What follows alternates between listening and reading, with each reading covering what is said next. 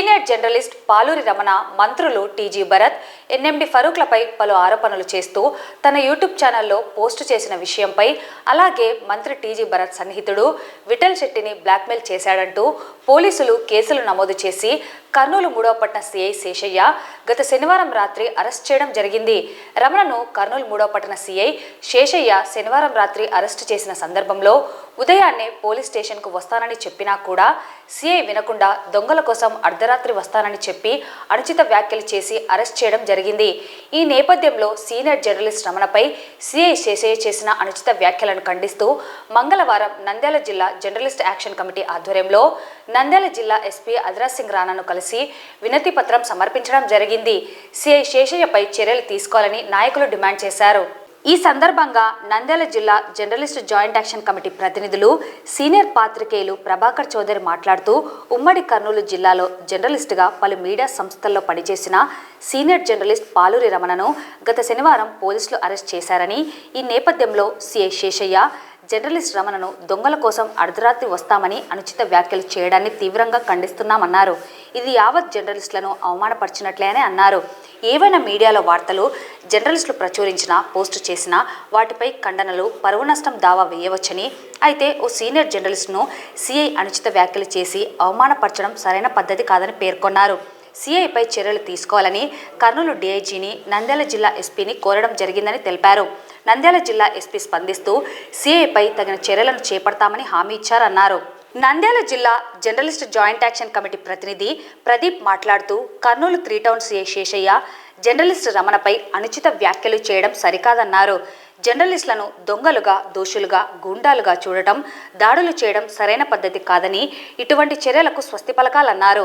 ఆంధ్రప్రదేశ్ రాష్ట్ర ముఖ్యమంత్రి నారా చంద్రబాబు నాయుడు జర్నలిస్టుల పట్ల మంచి ప్రవర్తనతో ఉండాలని నాయకులకు, అధికారులకు సూచనలు ఇచ్చారని, అయితే సీఎం సూచనలు రాష్ట్రంలో ఎక్కడా పాటిస్తున్నట్లు కనిపించడం లేదని ఆవేదన వ్యక్తం చేశారు. జర్నలిస్టులను వేధించడం, బెదిరించడం, దాడులు చేయడం వంటివి ఇకనైనా జరగకుండా తగు చర్యలను తీసుకోవాలని కోరారు. ముఖ్యమంత్రి జర్నలిస్టుల మీడియా స్వేచ్ఛను కాపాడాలని, అధికారులకు ఆదేశాలను, సూచనలు ఇవ్వాలని కోరారు.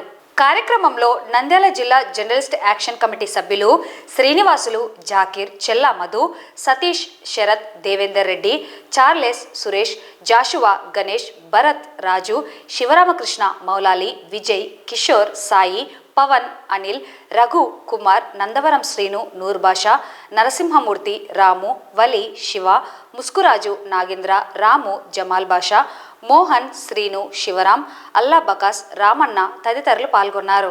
ఉమ్మడి కర్నూలు జిల్లాలో జర్నలిస్ట్గా పనిచేసి TV9, Prajasakti print and electronic మీడియాలో జర్నలిస్ట్గా పనిచేసి ఇటీవలే యూట్యూబ్ ఛానల్ పెట్టుకున్నటువంటి పాలూరి రమణని గత శనివారం అర్ధరాత్రి కర్నూలులో పోలీసులు అరెస్ట్ చేశారు.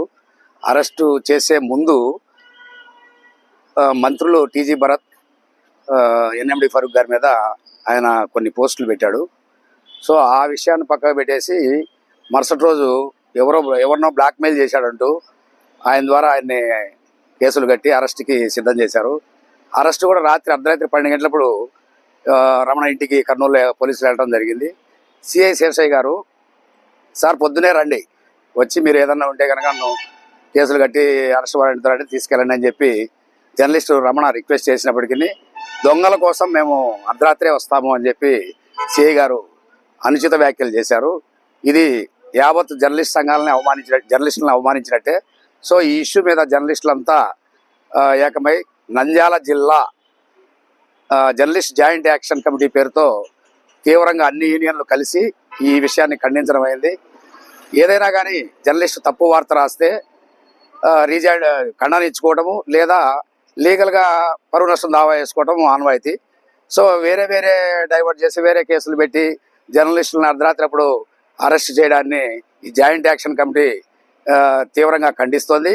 రమణ మీద సిఐ గారు అనుచిత వ్యాఖ్యలు చేయడాన్ని కూడా తీవ్రంగా ఖండిస్తూ ఆ సిఐ మీద చర్యలు తీసుకోవాలని చెప్పి డిఐజీ గారికి, నంద్యాల ఎస్పీ గారికి జాయింట్ యాక్షన్ కమిటీ తరఫున అన్ని జర్నలిస్ట్ యూనియన్లు కలిసి వినతి పత్రం ఇవ్వడం జరిగింది. దీని మీద ఉన్నతాధికారులకి ఈ మెసేజ్ ఫార్వర్డ్ చేసి తగు చర్యలు తీసుకుంటామని ఎస్పీ గారు జర్నలిస్టులకి హామీ ఇవ్వడం జరిగింది. ఈరోజు నంద్యాల లో సీనియర్ జర్నలిస్టులు మిగతా పాత్రికేయులతో కలిసి జాయింట్ యాక్షన్ కమిటీగా యూనియన్లకు అతీతంగా తోటి జర్నలిస్టుకు జరిగిన ఘటనను ఖండిస్తూ నంద్యాల గౌరవ ఎస్పీ గారిని కలిసి, అయ్యా మేము ఏదైనా తప్పు చేస్తే ముందుగా నోటీసులు ఇచ్చే చట్టాలు ఉన్నాయి, అవి ఇచ్చి మమ్మల్ని గౌరవించమని అడుగుతున్నాము. మేము ఒకవేళ నిజంగా తప్పు చేస్తే దాంట్లో రుజువు ఉంటే మమ్మల్ని మీరు కూడా చట్ట ప్రకారంగా అట్లే వివరించండి, కానీ మమ్మల్ని ఒక దొంగను, ఒక దోషిని, రౌడీలను, గూండాలను ప్రవర్తించినట్టు మా పట్ల ప్రవర్తించొద్దని మేము రిక్వెస్ట్ చేస్తున్నాము. ఒకవేళ నిజంగా అలా జరిగింది అనేది ఏమన్నా వాళ్ళ దగ్గర ఆధారాలు ఉంటే, ఇంట్లో మహిళలు ఉన్నారు, చుట్టుపక్కల వాళ్ళు ఉన్నారు, ఒక జర్నలిస్టుకు అవమానం జరుగుతుందనంటే ఇతర జర్నలిస్టులు ఎంతో మనోవేదనకు గురయ్యే అవకాశాలు ఉన్నాయి. దాన్ని దృష్టిలో పెట్టుకొని పోలీసులు వివరిస్తే బాగుంటుందని మేము అందరం కోరుకుంటున్నాం. అలాగే చంద్రబాబు నాయుడు గారు, గౌరవ ముఖ్యమంత్రి గారు చెప్పారు, జర్నలిస్టులను కానీ తర్వాత విలేకరుల పట్ల మంచి ప్రవర్తనతో ఉండాలని నాయకులకు, అందరు అధికారులకు చెప్పారు. కానీ ఎక్కడ కూడా ఎవరు అది పాటిస్తున్నట్టు కనపడట్లేదు. ఎక్కడ చూడు జర్నలిస్టులను వేధించడమో, బెదిరించడమో, లేకుంటే ఇతర కార్యక్రమాలు జరుగుతున్నాయి. రీసెంట్ గా కొట్టడాలు, దాడులు జరగడాలు కూడా జరిగాయి. అలాంటివి జరగకుండా మరోసారి ముఖ్యమంత్రి గారు అధికారులకు చెప్పి జర్నలిస్టులకు స్వేచ్ఛనిచ్చి పత్రికా స్వేచ్ఛను కాపాడాలని చెప్పి కోరుతున్నాం.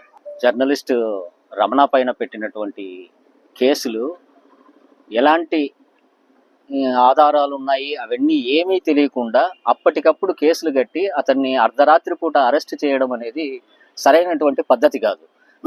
ఇవి నిజాలు రాయాలంటే కూడా ఈరోజు జర్నలిస్ట్ భయపడేటువంటి పరిస్థితికి వచ్చేటువంటి ప్రమాదం ఉంది అని చెప్పి కూడా ఎస్పీ గారికి సవివరంగా జరిగిన సంఘటనను, అక్కడ సిఐ గారు మాట్లాడినటువంటి మాటలను అన్నింటిని కూడా వివరించడం జరిగింది.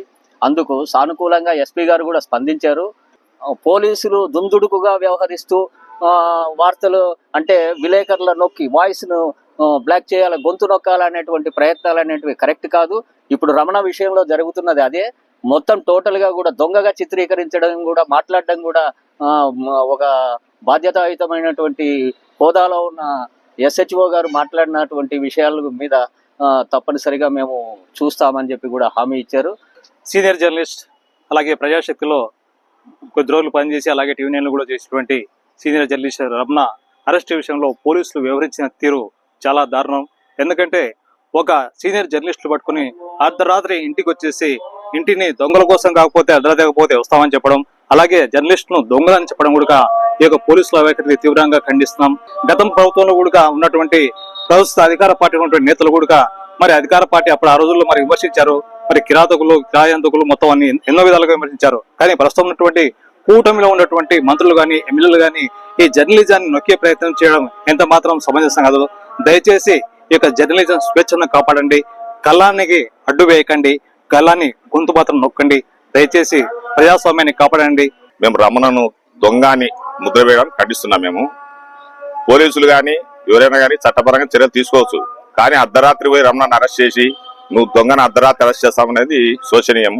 కాబట్టి పోలీసులు కూడా మంచి ప్రవర్తనతో మెలగాలని, మన విలేకరులు కూడా మంచి సాంప్రదాయంతో మెలగాలని మేము ప్రవర్తిస్తాం. ఉమ్మడి కర్నూలు జిల్లాలో సీనియర్ జర్నలిస్టుగా పనిచేస్తున్నటువంటి పాల్వాయి రమణ గారి పైన దొంగగా క్రియేట్ చేసి ఆయనను అర్ధరాత్రి అక్రమంగా అరెస్ట్ చేయడం చాలా దుర్మార్గం.